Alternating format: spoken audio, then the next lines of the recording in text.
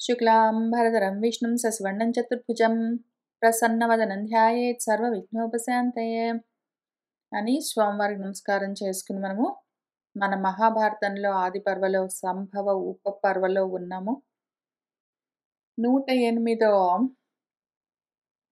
అధ్యాయంలో ధృతరాష్ట్రుడికి కలిగిన 102 మంది అపత్యం గురించి పేరు పేరున వరుస ప్రకారము మన జనమేజయుడు అడిగాడని వైశంపాయనుల వారు చెప్తూ వచ్చారు. వాళ్ళందరికీ మన ధృతరాష్ట్రుడు యుక్త వయస్సు వచ్చిన తర్వాత కళ్యాణాలు కూడా చేశాడు. దుస్సలను గాంధారీదేవితో కలిసి కూర్చుని ఆలోచించుకుని సింధురాజుకు జయద్రథుడికిచ్చి పెళ్లి చేశారన్న చోట మనము అక్కడ ఆపాము. మన అదృష్టం ఏంటంటే ఈ మహాభారతంలోని విషయాలన్నీ ఇంతవరకు నాన్ డీటెయిల్డ్ బుక్స్ లాగా చదువుకుంటూ వచ్చాము. నాన్ డీటెయిల్స్ అని పిలుస్తాము. స్కూల్లో ఏవో అబ్రిడ్జ్డ్ వర్షన్స్ అన్నీ ఇస్తారు, నాన్ డీటెయిల్ టెక్స్ట్ బుక్స్ అని. ఆ రకంగా చదివాము. మన వైశంపాయనుడు అట్లా నాన్ డీటెయిల్డ్గా బ్రీఫ్గా చెప్తే ఒప్పుకోడు. ఆయన డీటెయిల్డ్గా చెప్పండి అని అడుగుతాడు. కాబట్టి మనం కూడా ఆయన దయ వల్ల డీటెయిల్డ్గా ఈ విషయాలు తెలుసుకుంటూ వెళ్తూ ఉన్నాము. తొందర ఏమీ లేదు. అసలే బదరికాశ్రమంలో నైమిసారణ్యంలో కూర్చుని ఉన్నాము. ఎందుకు తెలుసుకోవాలి అంటే తెలుసుకుంటే దాటిపోతాం. అందుకని తెలుసుకోకుండా ఉంటే అదే మోహంలో ఉంటాం. మోహంలో ఉండే ఉద్దేశం లేదు. మోక్షం కావాలి, దాటిపోవాలి. కాబట్టి డీటెయిల్డ్గా తెలుసుకుంటూ వెళ్తూ ఉన్నాము. మన జనమేజయుడు ఏం చెప్తున్నాడంటే వైశంపాయనుల వారితో, కథితః దార్త్రరాష్ట్రాణాం ఆర్షః సంభవః ఉత్తమః అమానుషః మానుషాణాం భవతా బ్రహ్మవిత్తమా. ఓ బ్రహ్మవిత్తమా, బ్రహ్మవేత్తలలో ఉత్తముడైన వైశంపాయన మహర్షి, భవతా మీ వల్ల మనుషులకు సాధ్యమయ్యేది కాదు, అమానుషమైన విషయం ఇది అని అంటూ ఉన్నారు. ఈ కాలంలో కొంతవరకు ఇది మానుషమే అయి ఉన్నది. టెస్ట్ ట్యూబ్ బేబీస్ని సక్సెస్ఫుల్గా మన వాళ్ళు తయారు చేస్తూనే ఉన్నారు. వాళ్ళలో కొంతమంది టెస్ట్ ట్యూబ్ బేబీస్ సుఖంగా సంతోషంగా బ్రతుకుతూ ఉన్నవాళ్ళు ఈ కాలంలో కూడా ఉన్నారు. అప్పుడు ఆ సమయంలో ఒకవేళ అప్పటికి ఆశ్చర్యకరమైన విషయమో ఏమో, లేదా 100 మందిని ఒకేసారి టెస్ట్ ట్యూబ్ బేబీస్ని ఒకే పిండం నుంచి తయారు చేయడం ఒకవేళ ఆశ్చర్యకరమేమో. కానీ ఇంతకీ అది మనుషులకు నార్మల్గా అయితే కష్టము. కానీ టెక్నాలజీ పెరిగినప్పుడు, టెక్నాలజీ అనుకున్నాం కాబట్టి 3 చూద్దాము. మంత్రము, తంత్రము, యంత్రము అని ఉంటాయి. మంత్రము అంటే ఆలోచనతోటి, సంకల్పంతోటి ఒక విధానాన్ని తయారు చేయడము. తంత్రము అంటే శరీరంతోటి ఆ పని యాక్చువల్‌గా చెయ్యడము. యంత్రము అంటే దానికోసము ఉపకరణాలను పెట్టుకుని, మెషిన్స్‌ని పెట్టుకుని చెయ్యడము. ఇక్కడ కుండలు మొదలైన యంత్రాలతో దాన్ని ఎట్లా చెయ్యొచ్చు, ఆ టెక్నాలజీని ఎట్లా మనం ఇంప్లిమెంట్ చెయ్యొచ్చు అని మన వ్యాసుల వారి మంత్రము అంటే థాట్ ప్రాసెస్ ఆయన ప్లానింగ్‌తో, తంత్రము యాక్చువల్‌గా ముందైతే పిండం కొంచెం తయారయిన తర్వాత దాన్ని వేరు వేరు భాగాలుగా తీసి దాన్ని వేరే వేరే కుండల్లో అంటే యంత్రాల్లో పెట్టి, ఇంక్యుబేటర్స్ అంటారో ఏమో మరి ఇప్పుడు, అందులో పెట్టి పెంచడము. కాబట్టి మంత్రము, యంత్రము, తంత్రము ఎప్పుడూ ఉంటాయి. ఆ కాలంలో కూడా ఉన్నాయి. ఇప్పుడు ఈ కాలంలో కూడా ఉంటాయి. అయితే అది చాలా ఎక్కువగా జరగదు. ఆ కాలం, ఈ కాలం అని లేదు గానీ, ఏ కాలంలోనైనా సరే టెస్ట్ ట్యూబ్ బేబీస్ నార్మల్‌గా చాలా ఎక్కువగా మనం చూడము, ఎక్కువగా జరగవు. అక్కడక్కడ ఉంటాయి. కాబట్టి మామూలుగా నేచురల్‌గా ఎక్కువగా జరగదు అమానుషము. ఉత్తమము, గొప్పదైన ఆర్ష సంభవము ఋషి వల్ల ఋషులుండాల్సిందే. ఇప్పుడైనా సరే టెక్నాలజీ ఉపయోగించి టెస్ట్ ట్యూబ్ బేబీస్‌ని ఒకవేళ మనం తయారు చేస్తూ ఉన్నా కూడా ఋషులలాగా చాలా దూరం ఆలోచించి దాని గురించి సైంటిఫిక్ నాలెడ్జ్ తోటి ఎట్లా చేయాలి, ఏమి అని చేయగలిగిన వాళ్ళుండాలి. ఋషులలాగా ఉన్న మన రిసర్చర్స్ ఉంటారు. రిసర్చర్స్, డాక్టర్స్ అందరూ కలిసి వాళ్ళు ఇటువంటి టెస్ట్ ట్యూబ్ బేబీస్‌ని యాక్చువల్‌గా పాజిబిలిటీగా చేసిన వాళ్ళున్నారు. అప్పుడు గూడా అంతే బాదరాయణుడు ఆ కాలంలో ఆయన ఋషి. ఆయన ఈ టెక్నాలజీని తయారు చేశాడు. యంత్రాలతో అంటే కుండలవన్నీ పెట్టి, తంత్రాలతో మనుషుల్ని పెట్టి, ఆయన సొంత మంత్రంతో, ఆయన నాలెడ్జ్‌తో దాన్ని చేశాడు. ఆ విధంగా ధృతరాష్ట్రుడి కొడుకులు ధార్తరాష్ట్రులు ఎట్లా జన్మించారు, వాళ్ళ సంభవమేమి అని కథితః మీ వల్ల చెప్పబడ్డదండి. మొత్తం విన్నాను. నామధేయాని చాపి యేషాం కథ్యమానాని భాగశః త్వత్తః శ్రుతాని మే బ్రహ్మన్ పాండవానాంతు కీర్తయ. భాగశః విభాగశః వేరు వేరుగా కథ్యమానాన్ని చెప్పవలసినట్టుగా యేషాం వాళ్ళందరి యొక్క నామధేయాన్ని చాపి పేర్లను కూడా త్వత్తః మీ నుండి శ్రుతాని మే నేను విన్నానవన్నీ వినబడ్డాయి. వాళ్ళెట్లా కలిగారు, ఎట్లా జన్మించారు, వాళ్లకు పేర్లేంటి అని అవన్నీ మీరు చెప్పారు. మొత్తం విన్నాను. బ్రహ్మన్ గురువుగారు ఇప్పుడు మరి పాండవానాం కీర్తయ పాండవుల గురించి చెప్పండి. ధృతరాష్ట్రుడి యొక్క అపత్యము ధార్తరాష్ట్రుల గురించి చెప్పారు గదా! ఇప్పుడు పాండు అపత్యము పాండవుల గురించి చెప్పండి. తే హి సర్వే మహాత్మానః దేవరాజ పరాక్రమాః త్వయా ఏవ అంశావతరణే దేవభాగాః ప్రకీర్తితాః.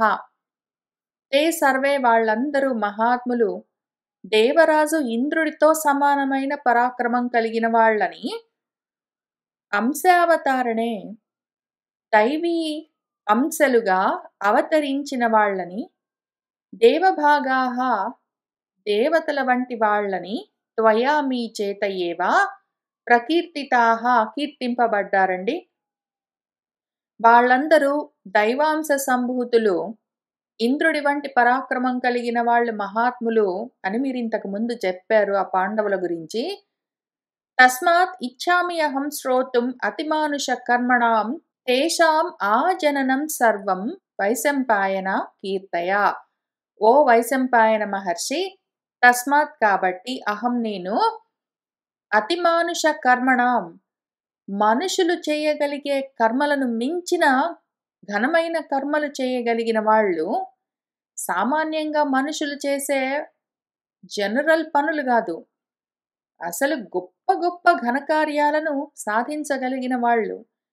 అటువంటి వాళ్ళ గురించి శ్రోతుం అహం ఇచ్ఛామి వినాలని కోరుకుంటున్నాను.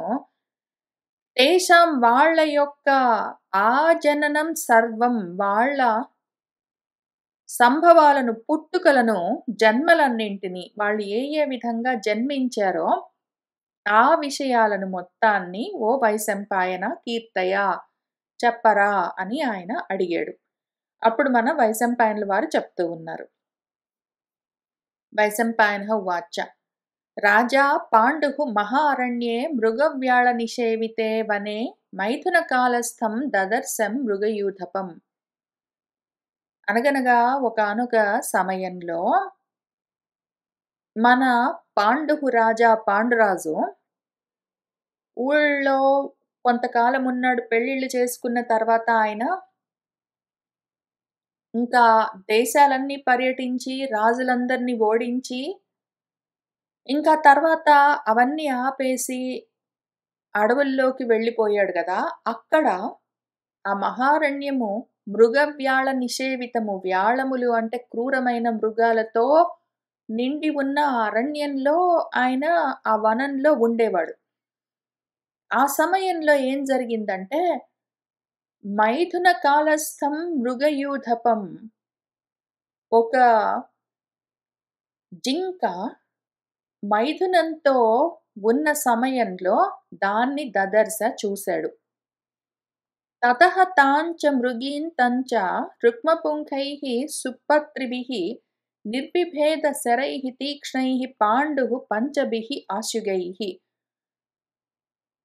2 జింకలు కూడి ఉన్న సమయంలో మన పాండు పంచభిః ఆశుగైః ఒక 5 బాగా వేగంగా వెళ్ళగలిగినవి, తీక్ష్ణైః తీవ్రంగా షార్ప్‌గా ఉన్నవి, చాలా పదునైనవి, సుపత్రిభిః చక్కటి అంచులతో ఉన్నవి, రుక్మపుంఖైః బంగారపు ఈకలతో ఉన్నవైన, శరైః 5 బాణాలతో, తతః అప్పుడాయన చూడగానే తాం మృగీం తం మృగంచ ఆ ఆడ జింకను మగ జింకను నిర్బిభేద భేదించాడు. 2 జింకలు మైథున క్రియలో ఉండగా ఆయన 5 బాణాలేసి కొట్టాడు ఆ రెండింటిని.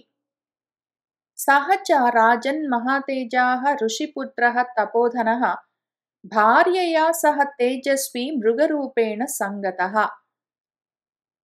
అక్కడ ఉన్న ఆ మగ జింక ఎవరంటే, ఓ రాజన్ జనమేజయ మహారాజా, సహ ఆయన ఒక తపోధనుడైన ఋషిపుత్రుడు, మహాతేజోమూర్తి. మృగ రూపంలో ఉన్నాడు ఆ తేజోమూర్తి. భార్యయా సహా భార్యతో పాటు సంగతః కూడి ఉన్నాడు ఆ సమయంలో. ఒక ఋషిపుత్రుడున్నాడు. ఆయనకు మనుషులంటే కొంచెము బెరుకెక్కువ, బిడియం ఎక్కువ. మనుషుల్లో తిరిగేవాడు కాదాయన. మనుషులకు దూరంగా ఉండేవాడు. అందుకని ఆయనేం చేసేవాడు, అడవుల్లో తిరుగుతూ ఉన్న సమయంలో ఆయనకు కూడా మరి కామవాంఛలున్నప్పుడు, మనుషులంటే ఆయనకి భయం గాబట్టి, జింక రూపంలో ఉండి, అక్కడ అడవిలో ఉన్న జింకలతో కలిసి తిరిగేవాడు. ఆ సమయంలో ఒక ఆడ జింక ఆయన భార్యగా ఉన్నది. ఇప్పుడు మనవాడు పాండురాజు చూసి ఆ ఇద్దరిని బాణాలతో కొట్టేసరికి, పాపము వాళ్ళు చనిపోబోతూ ఉన్నారు. ఆ జింకలు చనిపోబోతూ ఉన్నాయి. సంసక్తః తు తయా మృగ్యా మానుషీం ఈరయన్ గిరం క్షణేన పతితః భూమౌ విలలాప ఆకులేంద్రియః. ఈయన బాణం వేసి కొట్టగానే క్షణేన భూమౌ పతితః, వెంటనే భూమి మీద పడిపోతున్నాడు. విలలాప, పాపం ఏడుస్తున్నాడు హృదయ విదారకంగా. ఆకులేంద్రియః, ఆయన ఇంద్రియాలన్నీ వ్యాకులమై ఉన్నాయి. ఆయన తయా మృగ్యా సంసక్తః తు, ఆ ఇంకొక మృగాన్ని, జింకను తగులుకునే ఉన్నాడు.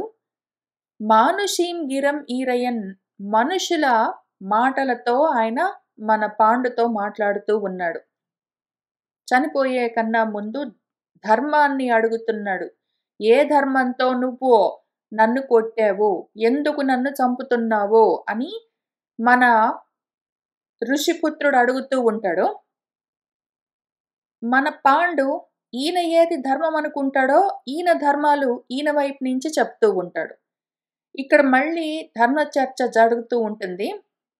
పాండు ఇది నా ధర్మము, ఇది రాజధర్మము, ఇది ఇట్లా చెయ్యొచ్చు అని ఎగ్జాంపుల్స్ చూపించి మరి జస్టిఫై చేస్తూ ఉంటాడు. అక్కడ ఆ జింక రూపంలో ఉన్న ఋషిపుత్రుడు కూడా ఏది ధర్మము ఏది కాదు అని ఆయన కూడా అడుగుతూ ఉంటాడు, మాట్లాడుతూ ఉంటాడు. ఇప్పుడు ఈ ధర్మ చర్చను మనము చూసుకుంటూ వెళ్దాము. అది మొదలుపెట్టే కన్నా ముందు మనకు కథ మొత్తం తెలుసు. కథ గురించి కాదు గదా! ధర్మమా కాదా అని మనము చూసుకుంటూ ఉన్నాము. ఇక్కడ మనము మహాభారతంలో ఉన్నంత వరకు ఈ 35,000 శ్లోకాలు కొంత తక్కువగా 1,00,000 శ్లోకాల్లో మనం తెలుసుకుంటూ ఉన్నది ధర్మాధర్మ జ్ఞానం గురించే.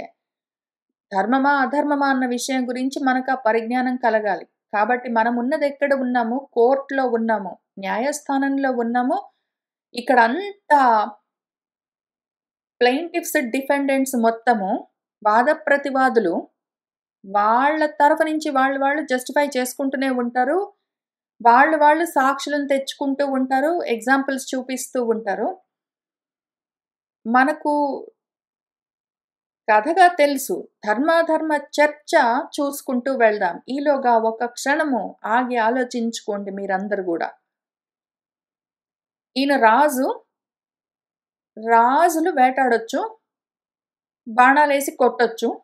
లైసెన్స్ తోటి సంబంధం లేదు.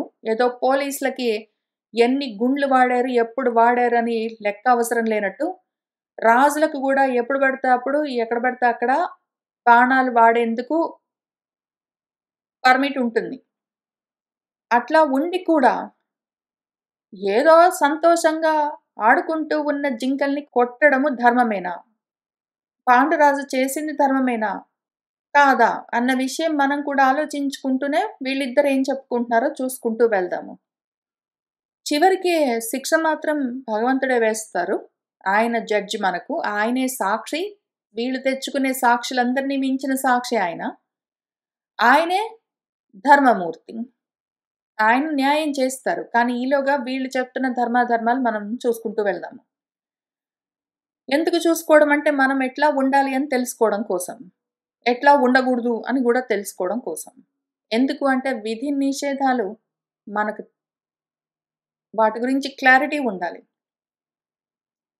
మృగం ఏం చెప్తున్నదంటే జింక రూపంలో ఉన్న ఋషిపుత్రుడు ఏమంటున్నాడంటే, కామమన్యుపరీతాపి బుద్ధ్యంగరహితాపి చ వర్జయంతి నృశంసాని పాపేషు అభిరతాః నరాః న విధిం గ్రసతే ప్రజ్ఞా ప్రజ్ఞాంతు గ్రసతే విధిః విధి పర్యాగతాన్ అర్థాన్ ప్రజ్ఞా న ప్రతిపద్యతే శశ్వత్ ధర్మాత్మనాం ముఖ్యే కులే జాతస్య భారత కామలోభాభిభూతస్య కథంతే చలితా మతిః అని ఆయన ప్రశ్న వేశాడు.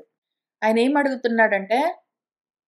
ఏమంటున్నాడంటే కామమన్యు పరితాపి, ఒకడున్నాడనుకో, వాడు కామంతో మన్యువు కోపంతో ఉన్నాడనుకో, వాడు కోరికతో కోపాలతో ఉన్నా కూడా రజోతమో గుణాలతో విపరీతంగా నిండి ఉన్నా కూడా వాడి బుద్ధి అన్న అంగము వాడిలో లోపించి ఉన్నా కూడా, వాడికి బుద్ధి అన్న ఒక బాడీ పార్ట్ లేకపోయినా కూడా వాడిలో కామము కోపము బాగా పైకొచ్చున్నా కూడా పాపేషు అభిరత, వాడొకవేళ పాపాత్ముడై ఉన్నా కూడా, పాపాలు చెయ్యాలని ఉన్నా కూడా అటువంటి నరులు మనుషులు నృశంసాని వర్జయంతి, నృశంస దయలేని పనులు, క్రూర కర్మలను వర్జయంతి చెయ్యకుండా ఉంటారు. ఒకవేళ వాళ్లకు కోరికలు కోపాలు ఉంటే ఉన్నాయి, బుద్ధి పనిచేయకపోతే పోయింది, పాపాలు చేసే అలవాటు ఉంటే ఉన్నది, అయినా కూడా ఇటువంటి ఇంత దయలేని క్రూర కర్మలు యూజువల్గా మనుషులు చెయ్యరు. నువ్వెట్లా చేయగలిగావు? పోనీ ఇప్పుడు నా సంగతి చూసుకుందాము. ప్రజ్ఞా విధిం న గ్రసతే, నాకు చాలా జ్ఞానం ఉన్నది. నేను ఋషిపుత్రుణ్ణి, తపస్సు చేసుకుంటూ ఉన్నాను. అయినా కూడా నాకు విధి ఉన్నది అంటే, ప్రారబ్ధం ఉన్నది అంటే దాన్ని అతిక్రమించడం కష్టం. ఎంత తెలివితేటలుంటే మాత్రం ఏం ఉపయోగమో, విధి రాత ఎట్లా ఉన్నదో దాన్ని అనుభవించవలసి వస్తుంది. ప్రారబ్ధాన్ని ఎంతటి వాడైనా అనుభవించాలి. ఎంత వాడికి ప్రజ్ఞానం ఉన్నా కూడా ప్రపంచంలో ఉన్నాడంటే వాడు ప్రారబ్ధం ఉన్నదనుకున్నాడంటే దాన్ని అనుభవించవలసి వస్తుంది, దాటలేడు. అట్లానే విధి పర్యాగతాన్ అర్థాన్, విధి వల్ల కలిగే అర్థాలేవుంటాయో, ప్రారబ్ధ ఫలాలేవుంటాయో వాటిని వాడు తెలివితేటలున్నవాడు ప్రారబ్ధాన్నయితే దాటలేడు గాని, తెలివితేటలున్నవాడు ఆ ప్రారబ్ధం వల్ల కలిగే ఫలితాన్ని ప్రతిపద్యతే పొందకుండా చూసుకోవచ్చు. జ్ఞానం ఉంటే దానివల్ల లాభమేంటి అంటే, ప్రారబ్ధం ఆల్రెడీ మొదలైపోయిన తర్వాత, విధి ప్రవర్తిస్తూ ఉన్న సమయంలో వాడు దాన్ని తప్పించుకోలేడు కానీ, ఆ విధి వల్ల రావలసిన ఫలాలను మాత్రం వాడు రాకుండా చూసుకోగలడు. ప్రజ్ఞ వల్ల వాడికొచ్చే లాభమది. జ్ఞానముంటే, అజ్ఞానం వల్ల ఆల్రెడీ జన్మలు పొందితే పొందాడు. ఈ జన్మలో వాడు జ్ఞానం సంపాదించుకున్నాడంటే, మళ్ళీ ప్రారబ్ధం వల్ల జరిగే కర్మల వల్ల కలిగే ఫలితాలను వాడు పొందకుండా చూసుకోవచ్చు. అంతవరకు నేను చేసుకుంటున్నాను. నీ సంగతేమి? నువ్వు కానీ విధిః ప్రజ్ఞాం గ్రసతే. నీ ప్రారబ్ధము నీకున్న తెలివిని మింగేసి ఉన్నది. నా తెలివి నా ప్రారబ్ధాన్ని తప్పించలేకపోయింది. పోనీ నాకిది ప్రారబ్ధం, నేను అనుభవించవలసి వస్తే మంచిది. కానీ నా ప్రజ్ఞ వల్ల ఆ ఫలితాన్ని పొందకుండా నేను చూసుకుంటాను. అయితే నీ తెలివేమైపోయింది? నీ ప్రారబ్ధం వల్ల తెలివి కోల్పోయావు నువ్వు. ప్రజ్ఞ పోగొట్టుకున్నావు. నీ ప్రారబ్ధం ఎట్లా ఉన్నదంటే, నీ కర్మ ఇట్లా ఉన్నది. నీ తెలివి జారిపోయింది. దాంతో ఏమైందో తెలుసా ఓ భారత? శాశ్వత్ ధర్మాత్మనాం ముఖ్యే కులే జాతస్య. శాశ్వతమైన ధర్మాత్ములు జన్మించిన గొప్ప కులంలో పుట్టి ఉన్నా కూడా నువ్వు కామలోభాభిభూతస్య, కామానికి లోభానికి లోబడిపోయావు. ధర్మాన్ని చూసుకునే ధర్మాత్ముల యొక్క కులంలో పుట్టి కూడా కామలోభాలకు లొంగిపోయావు. నీ యొక్క తే మతిః కథంచలిత. నీ బుద్ధి ఇట్లా చలించిపోయిందే. ధర్మాత్ముల ఇంట్లో పుట్టి కూడా కామము లోభానికి నీ బుద్ధి కదిలిపోయిందే, జారిపోయిందే. నీ ప్రజ్ఞ ఆ విధి వల్ల మింగబడ్డదే. ఏమిట్లా జరిగింది? ఏమిట్లా తయారయ్యావు అని ఆయన ప్రశ్నించాడు. ఏమైపోయింది నీ బుద్ధి అని అడిగాడాయన. నీ తెలివితేటలేమైపోయాయి అని అడిగాడాయన. అప్పుడు పాండురాజు ఆగి, ఆ జింకేమి మనుషుల రూపంలో మాట్లాడడమేమి? ఎవరండి మీరు? తెలియక నేను జింక అనుకొని బాణాలు వేశాను కానీ మీరెవరండి చెప్తారా అని అడగడం అట్లాంటివేమీ లేవు. ఇంక ధాటిగా వాదిస్తున్నాడు. పైగా రెండోది, ఒకటి అసలు మీరెవరండి అని అడగొచ్చు. రెండోది, అప్పటికైనా తప్పు చేశానా, ఎందుకు నన్ను ఇట్లా అడుగుతున్నాడు, నీ తెలివేమైపోయింది, నీ తెలివితేటలు ఏమైపోయాయి అని అడుగుతున్నాడు కాబట్టి, తప్పు చేశానని ఒక క్షణం ఆగి ఆలోచించుకోవచ్చు. లేదా మూడోది, తప్పైపోయిందని చెప్పొచ్చు ఒకవేళ తెలుసుకుంటే. ఆయన అవేమీ చేయలేదు. ఆయన ఆర్గ్యూ చేస్తున్నాడు ఇంకా పైగా. ఏమంటున్నాడంటే పాండు, శత్రుణాం యా వధే వృత్తిః సా మృగాణాం వధే స్మృతా. రాజ్ఞాం మృగ నమాం మోహాత్ త్వం గర్హయితుమర్హసి. ఓ మృగ, ఓ జింక, ఓ మృగమా, యా శత్రుణాం వధే వృత్తిః, ఏదైతే శత్రువులని సంహారం చేసే పనుందో, సా మృగాణాం వధే స్మృత, అదే పద్ధతి జంతువులను చంపడం కూడా. శత్రువులను చంపడానికి జంతువులను చంపడానికి తేడా లేదు, రెండు ఒకటే. రాజ్ఞాం మాం, పైగా రాజునైన నన్ను, మోహాత్ మోహంతో, త్వం నువ్వు, గర్హయితుం నార్హసి, ఈ విధంగా నిందించరాదు. నువ్వు మృగానివి, జంతువువి, జంతువులాగా ఉండు. రాజునైన నన్ను నువ్వు నిందిస్తున్నావా? రాజుకి శత్రువులనైనా చంపడానికి, మృగాలనైనా చంపడానికి లైసెన్స్ ఉన్నది. నేనేమైనా చేస్తాను. నన్ను అడిగేందుకు నీకు అధికారం లేదు. అచ్చద్మన మాయయా చ మృగాణాం వధ ఇష్యతే. సహ ఏవ ధర్మః రాజ్ఞాంతు తద్ విద్వాన్ కిన్ను గర్హసే. విద్వాన్ బాగా ప్రజ్ఞానం ఉన్నదని చెప్తున్నావు గదా! తెలివితేటలన్నీ ఉన్నాయంటున్నావే. గొప్ప పండితుడినంటున్నావే నువ్వు. అటువంటి వాడికి నీకింత మాత్రం ధర్మం తెలియదా? అత్యద్మనా మాయయా చ కావాలంటే బాహాటంగానే, లేదా మాయతో చాటుమాటుగా దాక్కునో, ఏదో ఒక కపటాన్ని ప్రయోగించో, ఏ రకంగా అయినా సరే మృగాణం వధ ఇష్యతే జంతువుల్ని చంపొచ్చని చెప్తారు. జంతువుల్ని చాటుమాటుగా దాక్కొని, లేదా వాటి కోసం గోతులు తవ్వి, లేదా వలలు పన్ని, లేదా వాటిని ఏదో రకంగా మోసపుచ్చి వధించొచ్చు. లేదా అసలు డైరెక్ట్‌గానే అటాక్ చేసి చంపేయొచ్చని రూలున్నది. ధర్మమున్నది. సహా రాజ్ఞాన్ ధర్మః ఏవ ఇది రాజులకు ధర్మమే. జంతువుల్ని ఎట్లైనా చంపేయొచ్చు. ఆ విషయం నీకు తెలీదా?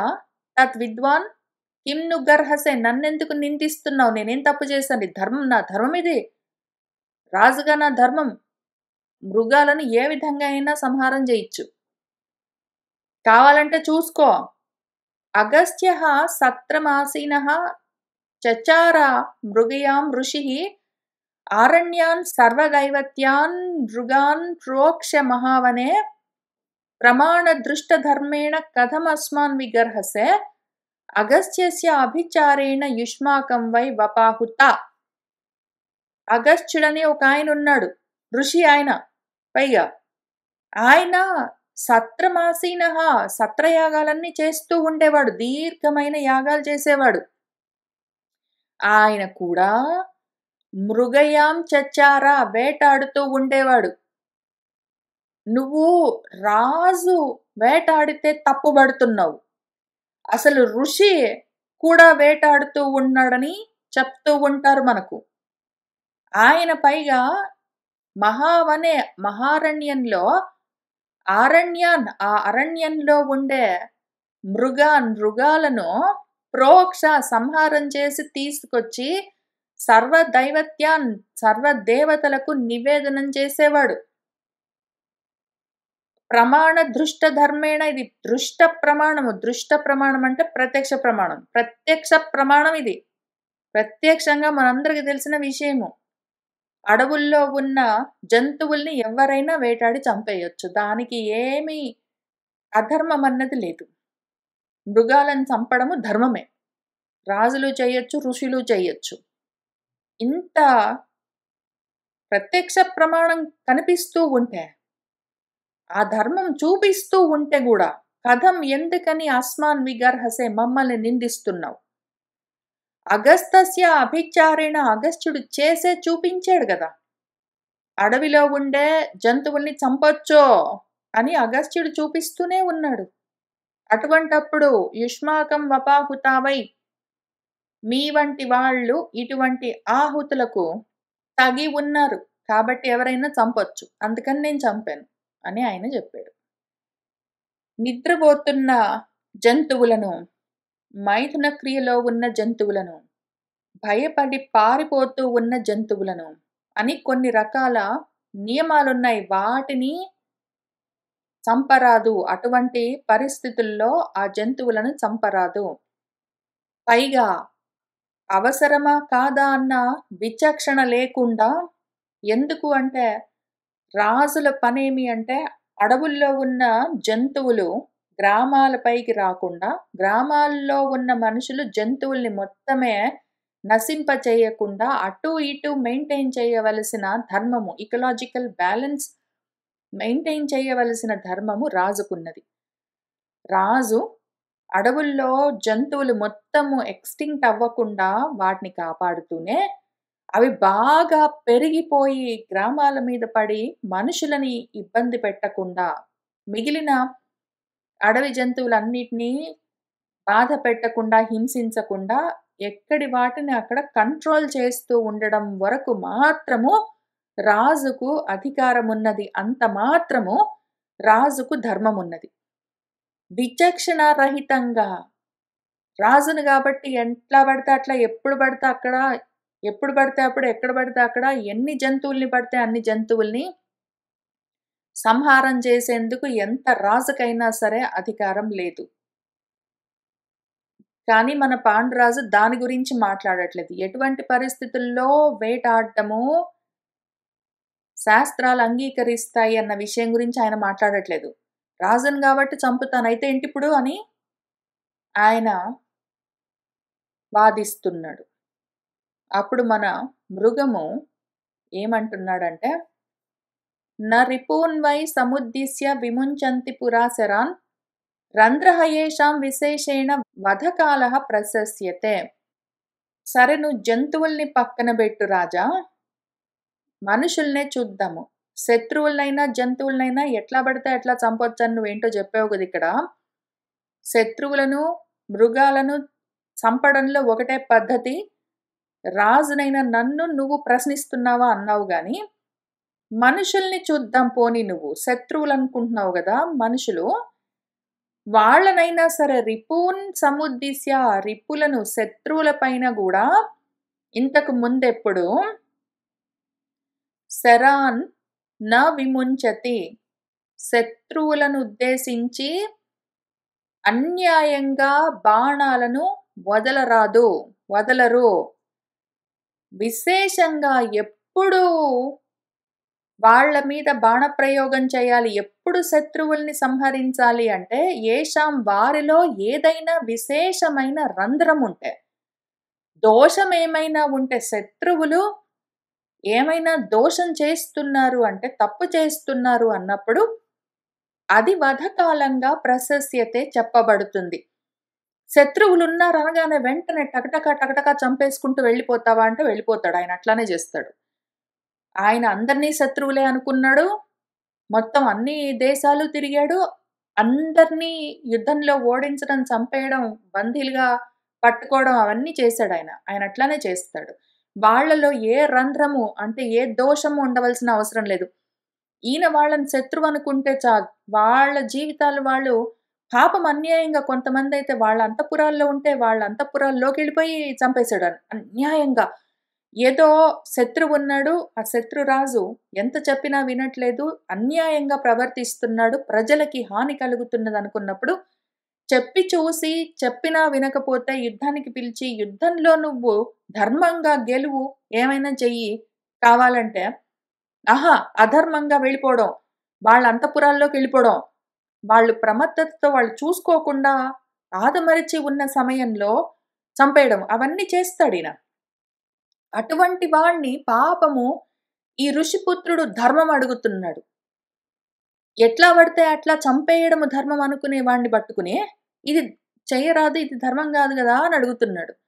ఈయన మన పాండురాజు పరిస్థితి ఎట్లా ఉన్నదంటే, ప్రతి వాడిని శత్రువు అనుకోవడమే, ఎట్లా పడితే అట్లా చంపేయడమే, అదంతా మంచి అని ఆయన అనుకుంటూ ఉంటే, ఇది మంచి కాదు, ఈ విధంగా ప్రతి వాళ్ళని రాజులందరినీ నువ్వు సంహారం చెయ్యడము తప్పు, చెయ్యరాదు అని చెప్పేందుకు ఎవ్వరూ లేరక్కడ.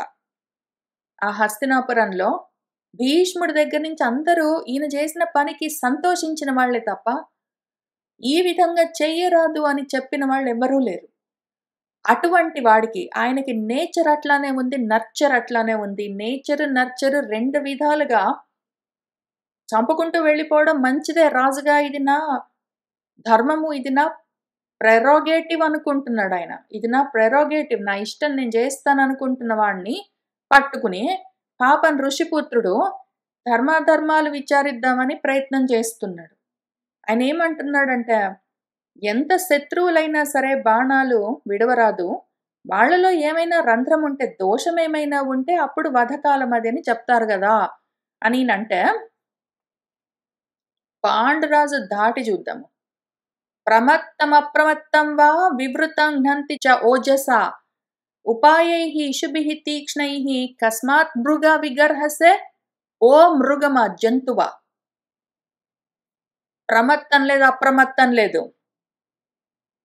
వాళ్ళు వివృతంగా కనిపిస్తే మాత్రము ఓజస ఘ్నంతి చంపేయడమే. రంధ్రం అన్న అసలు ఇక్కడ విచిత్రం ఏంటంటే, రంధ్రం అంటే ఒక కన్నం అని అర్థము, ఓపెనింగ్ అని అర్థము. రంధ్రం అంటే ఏదైనా ఓపెనింగ్ ఉండడం. దాన్ని దోషం ఉండడం అని కూడా మనం ఇక్కడ చెప్పుకుంటాం. ఈయన దోషాలేమైనా ఉంటే వాళ్ళలో రంధ్రాలుంటాయి అంటే దోషాలేమైనా ఉంటే అప్పుడు చంపొచ్చు. కానీ ఎంత శత్రువైనా సరే నువ్వు ఎట్లా పడితే అట్లా ఎట్లా చంపుతావంటే, ఈ రంధ్రానికి దోషం అన్న అర్థం గాదు. మనవాడు చూసింది వివృతం ఓపెన్‌గా కనిపించాడంటే చాలు. దొరికాడంటే చాలు అంటున్నాడాయన. వాళ్ళలో ఏమైనా తప్పు దొరికితే నువ్వు చంపొచ్చు అంటే, వాళ్ళు ఓపెన్‌గా దొరికారంటే చంపేయొచ్చు. వాళ్ళు ప్రమత్తంగా ఆదమరచి ఉన్నారా? అప్రమత్తంగా అలర్ట్‌గా ఉన్నారా? అది యుద్ధ భూమా? వాళ్ళ అంతఃపురమా? అని ఏమీ లేదు. శత్రువైతే చాలు వాడు దొరికితే చాలు చంపేయొచ్చు. ఏ ఉపాయాలతోటైనా ఇందాక పైన 2 చెప్పా చూడు నేను. బాహాటంగానైనా డైరెక్ట్ అటాక్ చేసి చంపేయొచ్చు. లేదా చాటుమాటున పొంచి ఉండైనా చంపేయొచ్చు. ఏ ఉపాయమైనా వాడొచ్చు.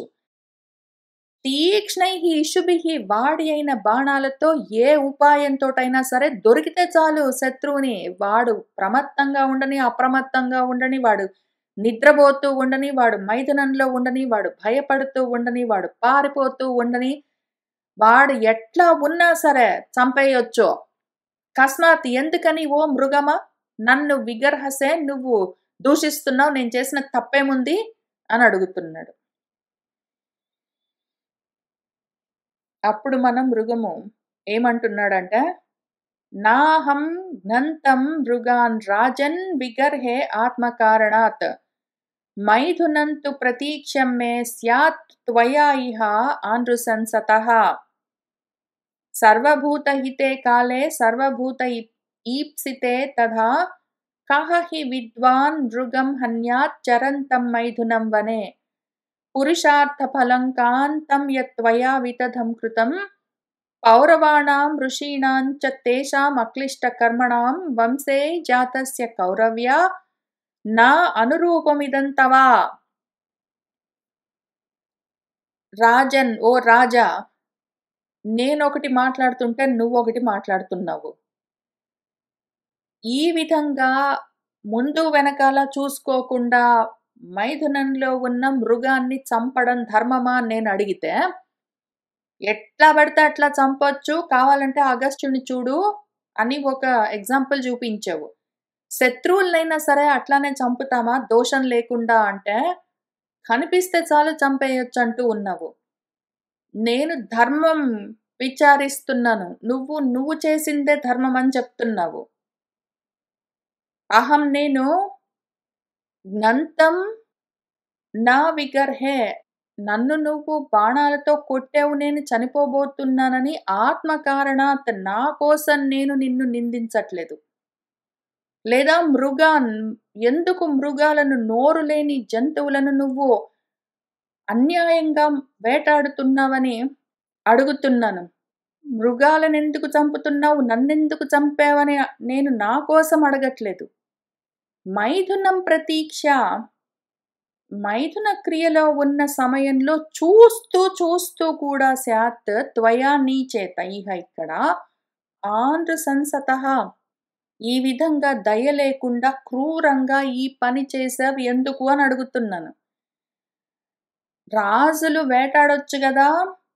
రాజులు మృగాలను చంపొచ్చు గదా! అంటే చంపొచ్చు. కానీ విచక్షణ లేకుండా చెయ్యొచ్చా అని అడుగుతున్నాను నేను. నన్నెందుకు చంపావు? మృగాలనెందుకు చంపుతున్నావు అని అడగట్లేదు. ఏ పరిస్థితిలో చంపావు చూసుకున్నావా? ఇటువంటి పరిస్థితిలో చంపొచ్చా? ఇది ధర్మమా అని అడుగుతున్నాను. సర్వభూత హితే కాలే సర్వభూతాలు సుఖపడే కాలంలో సర్వభూతేప్సితే సర్వభూతాలు సర్వప్రాణులు కోరికలతో ఉన్న సమయంలో కహ విద్వాన్ ఏ తెలివి కలిగిన వాడు మైథునం చరంతం వనే హన్యాత్ అడవిలో మిథున క్రియతో తిరుగుతూ ఉన్న మృగాన్ని చంపుతాడు. సర్వభూతాలు హితాన్ని కోరుకునే కాలంలో సర్వభూతాలు కోరికలతో ఉన్న సమయంలో అరణ్యంలో అందరికీ దూరంగా మైథున క్రియ కోరుకుంటూ చరిస్తున్న సమయంలో అన్యాయంగా చంపడము ధర్మమేనా అని అడుగుతున్నాను నేను. పురుషార్థ ఫలం కాంతం, పురుషార్థ ఫలం ఇది. ధర్మార్థ కామాల్లో కామము పురుషార్థ ఫలం ఒకటున్నది. అది కాంతం, అందరూ కోరుకునేది. యత్ ఏదైతే ఆ కోరిక ఉన్నదో త్వయా అది నీ చేత వితథం కృతం, ఇప్పుడు చెడగొట్టబడ్డది. పౌరవులు పూర్వవంశంలోని వాళ్ళు, ఋషుల్లాంటి వాళ్ళు, తేషాం వాళ్ళు అక్లిష్ట కర్మలు చేస్తారు. వాళ్ళు అందర్నీ బాధ పెట్టే కర్మలు చేసేవాళ్ళు కాదు. అటువంటి వంశంలో జన్మించిన వాడివి ఓ కౌరవ్య, ఓ కరు వంశంలోని వాడా, ఇదమిది తవ నా అనురూపం, నీకు తగిన పని కాదు. ప్రాణులన్నీ సంతోషంగా సుఖంగా ఉన్న సమయంలో, కోరికతో ఉన్న సమయంలో అన్యాయంగా సంహారం చేయడం ధర్మం కాదు. నీ వంశంలోని వాళ్ళు ఇటువంటి కర్మలు చేసేవాళ్ళు కాదు. ఇది నీకు తగిన పని కాదు. ఇంకా ఆయన ప్రశ్న అడగడం మానేశాడు. ఆయనే చెప్తున్నాడు. ఇది ధర్మమేనా అని అడిగితే అవును అని ఈయన వాదిస్తున్నాడు కాబట్టి ఇది ధర్మమేనా అని అడగడం మానేసి ఇది అధర్మం అని చెప్తున్నాడు ఆయన. నృశంసం కర్మ సుమహత్ సర్వలోక విగర్హితం అస్వర్గ్యం అయశస్యం చ అధర్మిష్టం చ భారత. ఇది నువ్వు చేసిన పని నృశంసం కర్మ, దయలేని కర్మ, క్రూర కర్మ ఇది. సుమహత్, మహా గొప్ప క్రూర కర్మ. సర్వలోక విగర్హితం, లోకాలన్నీ దూషించేటువంటి పని. ఎవ్వరు మెచ్చరు నువ్వు చేసిన పనికి. ఇది అస్వర్గ్యం, నీకేమైనా స్వర్గలోకాలు వస్తాయనుకుంటున్నావా నువ్వు చేసిన ఈ పనికి? నువ్వేమైనా పుణ్యం సంపాదించుకుని స్వర్గాది లోకాలు పొందుతాననుకుంటే అవన్నీ నశించిపోయాయి ఇప్పుడు నువ్వు చేసిన ఈ పని వల్ల. అయశస్యం, నీ యశస్సు కీర్తి ప్రతిష్టలు వస్తాయనుకుంటున్నావా నువ్వు చేసిన పనికి? అందరూ తిట్టుకుంటారు. అధర్మిష్టం, ఇదేమైనా ధర్మం? నువ్వు ధర్మం అని, ఇది రాజు ధర్మం. ఇది ప్రత్యక్ష ప్రమాణాలతో రుజువు చేయబడ్డ అగస్త్య మహర్షి కూడా చెప్పిన ధర్మం అని చెప్తున్నావు. కాదు, ఇది అధర్మం. అధర్మంలో ఉన్న పని ఇది. అయశస్కరం, దీనివల్ల పేరు ప్రతిష్టలు రావు. పరువు పోతుంది, పేరు పోతుంది, అపకీర్తి కలుగుతుంది, స్వర్గం కలిగేది లేదు, స్వర్గ ప్రాప్తి నశించిపోతుంది. నీకు ధర్మము, గొప్ప పేరు కలుగుతుందన్న అర్థము, స్వర్గ భోగాలు కలుగుతాయన్న కామము, 3 ధర్మార్థ కామాలు 3 చెడగొట్టుకున్నావు ఈ పనితోటి నువ్వు. స్త్రీ భోగానాం విశేషజ్ఞః శాస్త్ర ధర్మార్థ తత్వవిత్ నార్హత్వం సుర సంకాశ కర్తుం అస్వర్గ్యం ఈదృశం. స్త్రీ భోగానాం విశేషజ్ఞః, నీకు స్త్రీ భోగాలను అనుభవించడంలో విశేషమైన జ్ఞానం ఉన్నది, కామం తెలుసు నీకు. శాస్త్ర ధర్మార్థ తత్వవిత్, శాస్త్రంలో చెప్పిన ధర్మాలేంటి అని నీకు తెలుసు. అర్థతత్వాలు తెలిసిన వాడివి. నీకు ధర్మం తెలుసు, అర్థం తెలుసు, కామం తెలుసు. ధర్మార్థ కామాలు 3 నీకు విశేషంగా తెలుసు. ఏమైంది ఇప్పుడు? నువ్వు చేసిన ఈ పనికి ఆ 3 ధర్మార్థ కామాలు 3 పోగొట్టుకున్నావు, 3 చెడగొట్టుకున్నావు. త్వం, నువ్వు ఓ సుర సంకాశ, ఇంతవరకు దేవతలతో సమానంగా ఉన్నావు. ఇప్పుడేమయ్యింది? ఈ దృశ్యం, ఈ రకమైన పని చేయడం వల్ల అస్వర్గ్యం కర్తుం, స్వర్గలోకాలు పోగొట్టుకునే, పుణ్యలోకాలు ఊర్ధ్వగతులు పోగొట్టుకునే పనులు చేశావు. ఇది త్వం, నీకు నార్హః, తగిన పని కాదు. ఇది నీకు తగిందేనా అని అడిగితే అవును అని నువ్వు చెప్తున్నావు. కాదు, ఇది నీకు తగని పని, చెయ్యరాని పని. ధర్మార్థ కామాలు సాధించుకోవడం పక్కన పెట్టి 3 చెడగొట్టుకున్నావు. త్వయా నృశంస కర్తారః పాపాచారాః చ మానవాః నిగ్రాహ్యాః పార్థివ శ్రేష్ఠ త్రివర్గ పరివర్జితాః. ఓ పార్థివ శ్రేష్ఠ, ఓ రాజా, రాజు చేయవలసిన పనులేవో చెప్పావు కదా, రాజధర్మం అని చెప్పావు నువ్వు. రాజధర్మం ఏంటో తెలుసా? నృశంస కర్తారః, దయలేని క్రూర కర్మలు చేసేవాళ్ళు ఎవరైనా ఉంటే, పాపాచారాః, పాపంలో చరించేవాళ్ళు, పాపపు కర్మలు చేసేవాళ్ళెవరైనా ఉంటే త్రివర్గ పరివర్జితాః, త్రివర్గము ధర్మార్థ కామాలు మూడిటిని వదిలిపెట్టి అధర్మంతో అనర్థాలు కలిగించే పనులను విపరీతమైన కోరికలతో ఉండి ఏ మానవులైతే పాపపు పనులు చేస్తూ ఉంటారో, క్రూరపు కర్మలు చేస్తూ ఉంటారో అటువంటి వాళ్ళను రాజులు నిగ్రహించవలసి ఉంటుంది. వాళ్ళు త్వయా నీ చేత నిగ్రాహ్యాః, వాళ్ళను నువ్వు కంట్రోల్ చేయాలి. రాజుగా నువ్వు చేయవలసిన పనేముంది? శత్రువులన్న వాళ్ళు దొరికితే చంపేయడము, మృగాలను ఎక్కడ పడితే అక్కడ నీ ఇష్టం వచ్చినట్టు చంపేయడం కాదు.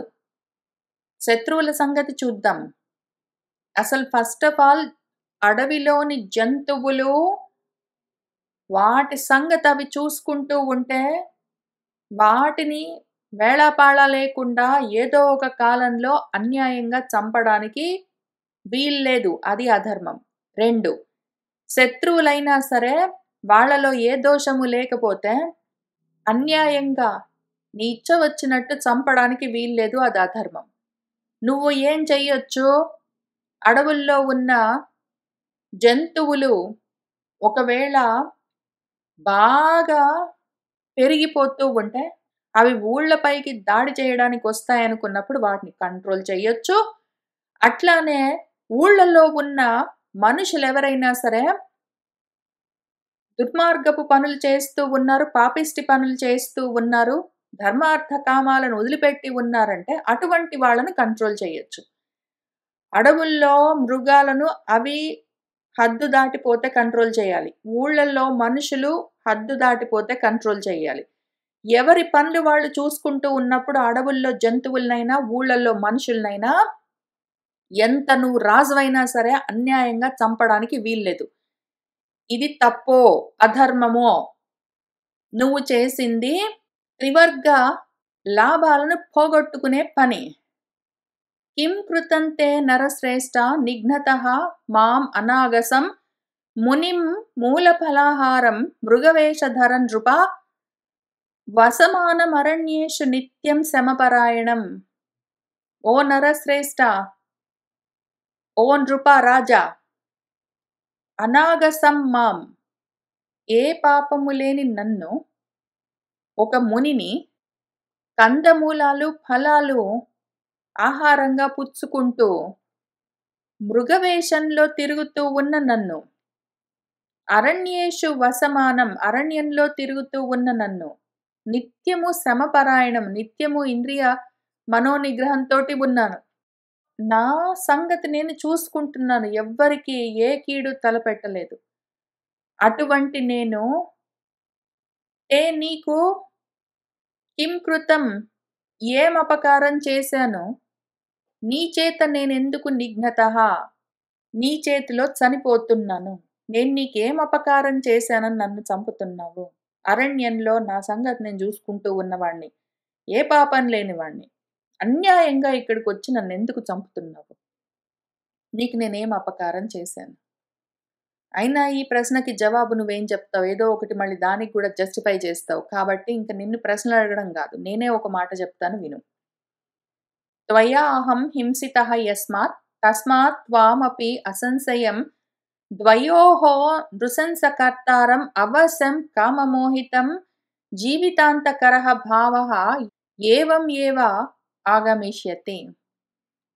యస్మాత్, ఎందుకైతే, అహం నేను, త్వయా హింసితః అన్యాయంగా నీ చేత హింసించబడుతున్నాను, తస్మాత్ కాబట్టి, త్వామపి అందుకని నీకు కూడా, అసంశయం అనుమానం లేదు, ఇదే గతి పడుతుంది. కామమోహితం, కామంతో మోహంతో ఉన్నవాడివై అవశ్యుడివై ఉన్న సమయంలో నృశంసకర్తారం, ఇటువంటి క్రూర కర్మలు చేసే నువ్వు కూడా ఏ విధంగా నన్ను హింసించావో అదే విధంగా ఏవం ఏవ ద్వయోః జీవితాంతకరః భావః ఏవ ఆగమిష్యతి. నువ్వు ఎవరితో కామంతో కోరికతో కూడి ఉంటావో, నువ్వు కూడి ఉన్న వాళ్ళు మీరిద్దరు కూడా ఇదే విధంగా మరణిస్తారు. అహం హి కిందమః నామ తపసా అప్రతిమః మునిః వ్యపత్రపన్ మనుష్యాణాం మృగ్యాం మైథునం ఆచరం మృగో భూత్వా మృగైః సార్థం చరామి గహనే వనే నతు తే బ్రహ్మహత్యా ఇయం భవిష్యతి అవిజానతః మృగరూపధరం హత్వా మాం ఏవం కామమోహితం అస్య తు త్వం ఫలం మూఢా ప్రాప్స్యసి ఈదృశం ఏవ హి ప్రియయా సహ సంవాసం ప్రాప్య కామ విమోహితః. అహం నేను కిందమః నామ కిందముడు అన్న పేరున్న తపసా అప్రతిమః మునిః తపస్సు చేత సాటిలేని మునిని, గొప్ప సాటిలేని తపస్సు కలిగిన మునిని నా పేరు కిందముడు. అయితే మనుష్యాణం వ్యపత్రపన్ నాకు మనుషులంటే కొంచెము బిడియం ఎక్కువ, వాళ్లకు దూరంగా ఉంటాను. సోషల్గా ఉండడం అంటే నాకు భయము, అందరిలో మనుషుల్లో కలిసి ఉండలేను. అందుకని మృగ్యాం నేను ఈ మృగవేషంలో ఉండి ఒక మృగితో మైథునం ఆచరం ఏదో మైథునం చేసుకుంటూ ఉన్నాను. ఏదో మృగైః సార్థం మిగిలిన మృగాలతో కలిసి ఈ గహనే వనే చరామి ఈ అడవిలో తిరుగుతున్నాను. నాకు మనుషులంటే భయం కాబట్టి ఈ అడవిలో జంతువుల మధ్యలో మృగః భూత్వా నేను కూడా అదే ఒక రూపాన్ని ధరించి తిరుగుతున్నాను. అయితే నువ్వు తెలియక నేను మునిని అని తెలియక నన్ను చంపావు. కాబట్టి అవిజానతః తెలియక చేసినందువల్ల ఇయం బ్రహ్మహత్య తే న భవిష్యతి నీకు బ్రహ్మహత్య పాపమైతే తగలదు, ఎందుకంటే తెలియక చేసావు. కానీ మృగరూపధరం ఒక మృగరూపాన్ని ధరించి ఉన్న నన్ను జంతువు అనుకొని చంపావు కాబట్టి కామమోహితం మాం ఏవం కోరికతో ఉన్న నన్ను ఈ విధంగా చంపినందుకు అస్య ఆ పనికి మాత్రము త్వం నువ్వు ఓ మూర్ఖుడా ఈదృశం ఏవ ఫలం ప్రాప్స్యసి అదే రకమైన అటువంటి ఫలితాన్నే పొందుతావు. కోరికతో ఉన్న నన్ను ఏ విధంగా చంపావో అదే విధంగా అదే సిచ్యువేషన్లో నువ్వు కూడా ఇట్లాంటి చావే చస్తావు. నువ్వు కూడా కామమోహితః కామ విమోహితః కామంతో బాగా విశేషంగా మోహంతో ఉన్న సమయంలో మైథున క్రియతో ఉన్నప్పుడు నీ ప్రియయా సహ సంవాసం ప్రాప్య నీ ప్రియురాలితో కూడి ఉన్న సమయంలో త్వమపి అస్యాం అవస్థాయాం ప్రేతలోకం గమిష్యసి నువ్వు కూడా ఆ సమయంలో అదే అవస్థలో నేనెట్లాంటి అవస్థలో స్థితిలో చనిపోతున్నానో నువ్వు కూడా అటువంటి స్థితిలోనే ప్రేతలోకం గమిష్యసి చచ్చిపోతావు. అంతకాలే చ సంవాసం యయా గంతాసి కాంతయ ఏ కాంతతో కలిసి నువ్వు సంవాసం చేస్తున్నావో కూడి ఉంటున్నావో నువ్వు చనిపోయే సమయంలో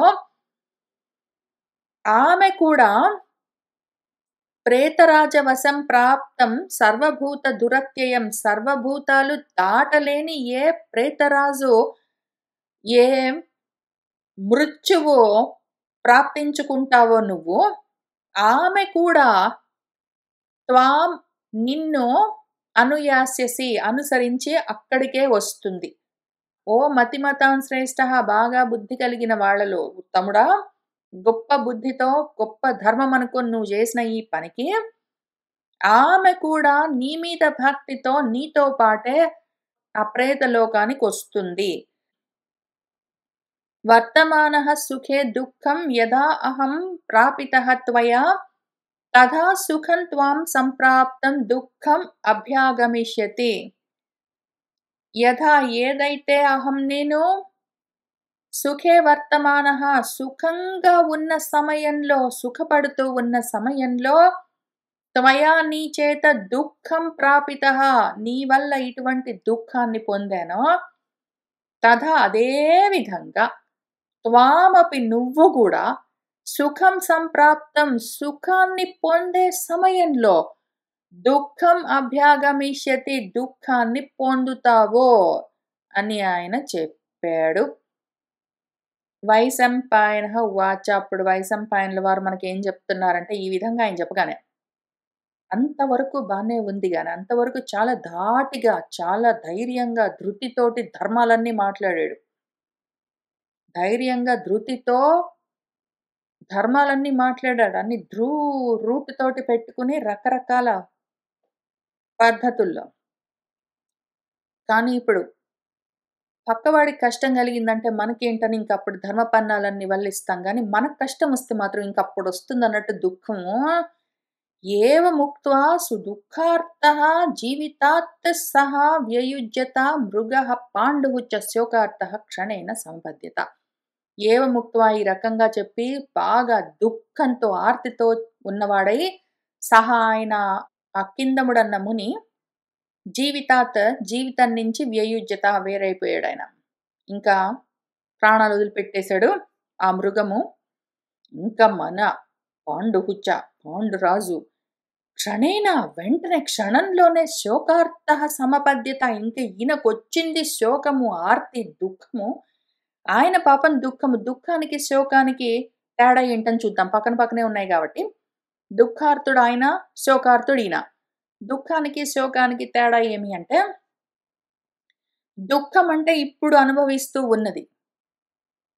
శోకం అంటే ఫ్యూచర్‌లో వస్తుందేమో అన్న ఆలోచనతో కలిగే కష్టము. నేనిప్పుడు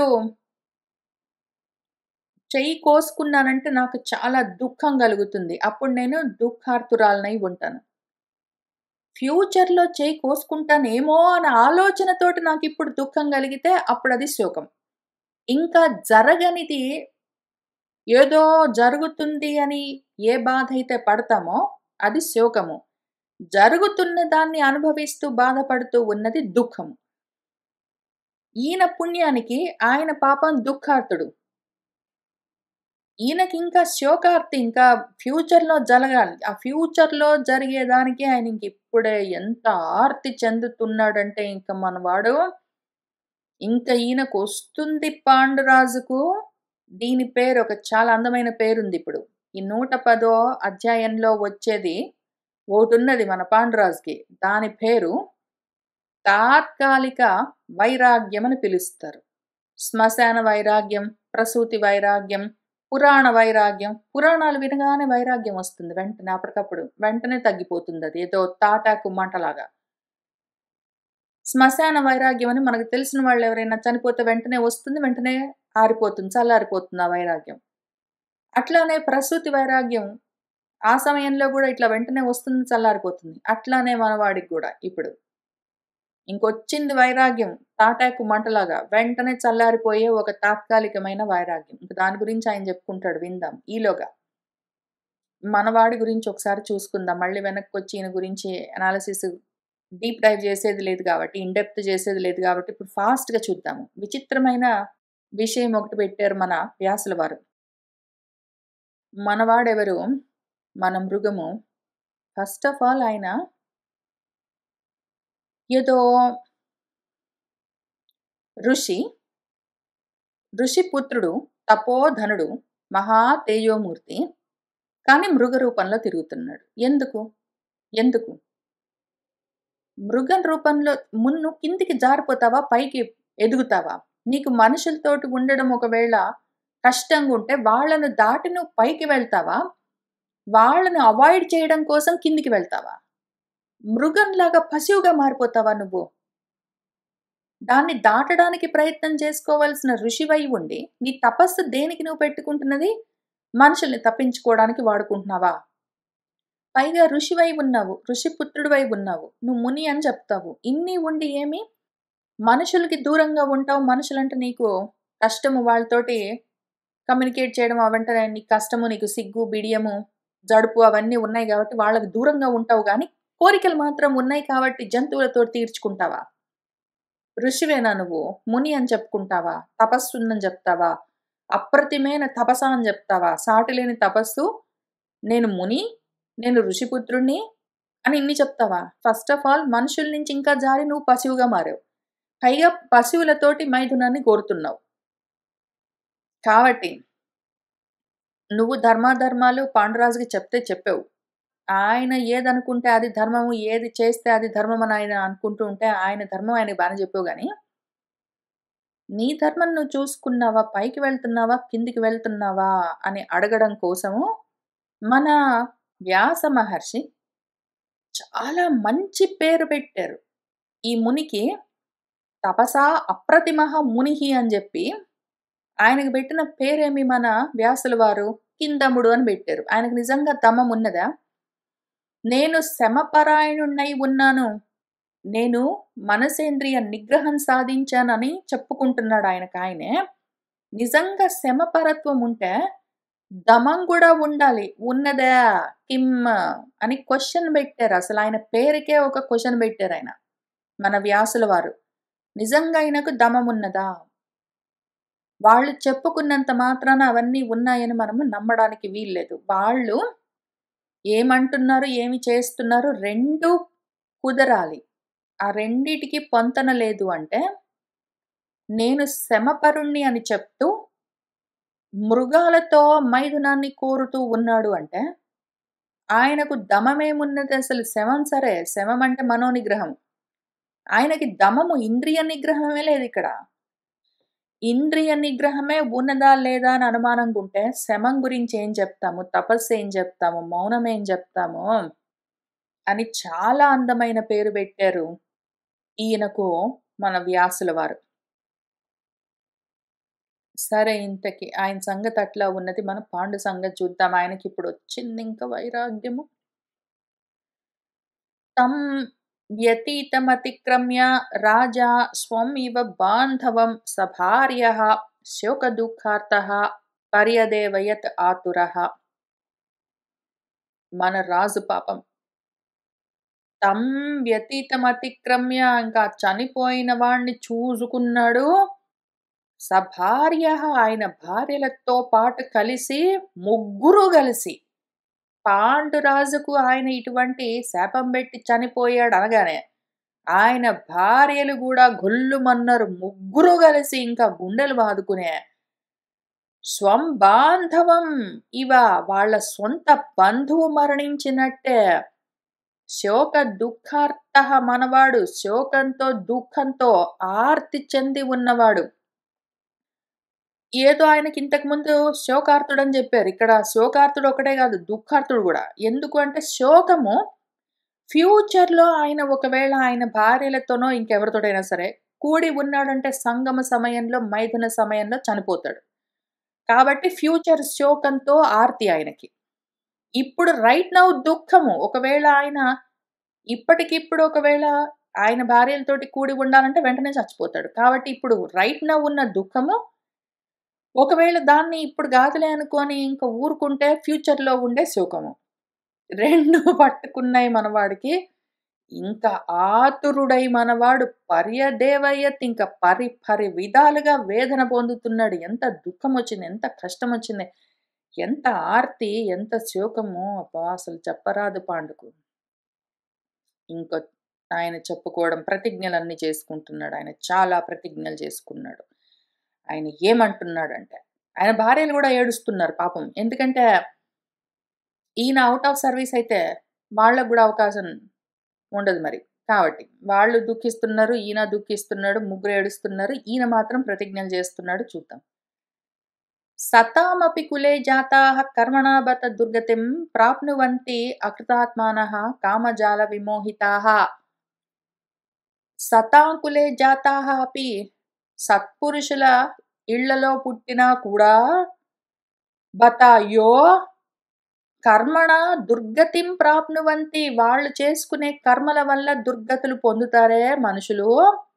వాళ్ళు గొప్ప సత్పురుషుల ఇళ్లలో పుట్టినా గూడా వాళ్ళు చేసుకునే దుష్కర్మల వల్ల ఎంత కష్టాలు అనుభవిస్తారు, దుర్గతులు బట్టిపోతారే. అకృతాత్మానః మనసేంద్రియ నిగ్రహం లేని వాళ్ళు కామజాల విమోహితాః రకరకాల కోరికలన్న నెట్వర్క్‌లో విశేషంగా మోహంలో ఉన్నవాళ్ళు, వాళ్ళు చేసుకున్న కర్మల వల్ల ఎంతటి దుర్గతులు పట్టిపోతారో గదా! శశ్వత్ ధర్మాత్మనా జాతః బాలః ఏవ పితా మమ జీవితాంతమనుప్రాప్తః కామాత్మా ఏవ ఇతి నః శృతం. మా నాన్నట అసలు సత్పురుషుల ఇళ్లలో పుట్టిన వాళ్ళు కూడా ఏవో వాళ్ళు చేసుకున్న కర్మల వల్ల దుర్గతులు పడతారంటే అసలు నా కులం కూడా అట్లాడిదే. మా నాన్న ఆయన మాత్రం కామాత్ముట్ట పైగా ఆయనేమన్నా ధర్మాత్ముడా? శాశ్వత్ ధర్మాత్మన జాతః అసలు శాశ్వతమైన ధర్మాత్మల కులంలో పుట్టినవాడు కూడా మమ పిత మా నాన్న ఎవరు విచిత్ర వీర్యుడు బాలః ఏవ పసి వయస్సులోనే కామాత్ముడై ఆయన కూడా ఇట్లానే జీవితాంతం అనుప్రాప్తః ఇతి నః శృతం. ఆయన కూడా అర్ధాంతరంగానే చనిపోయాడని విన్నాను. మా నాన్న కూడా విచిత్ర వీరుడు కూడా పాపం ధర్మాత్ముడు. ఆయన కూడా గొప్ప కామాత్ముట. ఆయన కూడా ఇట్లానే అర్ధాంతరంగా చావుని కొని తెచ్చుకున్నట్ట. ఇప్పుడు ఆయనకు పుట్టాను నేను. మామూలుగా అయితే అందరూ సత్పురుషులు అటువంటి కులంలో మనం ఒక్కళ్ళం పుట్టాము. మనము ఏదో కామంతో ధర్మాత్ముల ఇళ్లలో పుట్టి కూడా కామంతో ప్రవర్తిస్తే ఆ కర్మ వల్ల దుర్గతి కలుగుతుంది. నేను పుట్టడమే కామాత్ముడికి పుట్టాను. ఆయన అట్లానే పోయట. మరి నాకు ఇట్లాంటి దుర్గతి పట్టింది. తస్య కామాత్మనః క్షేత్రే రాజ్ఞః సంయతవాగృషిః కృష్ణద్వైపాయనః సాక్షాత్ భగవాన్ మాం అజీజనత్.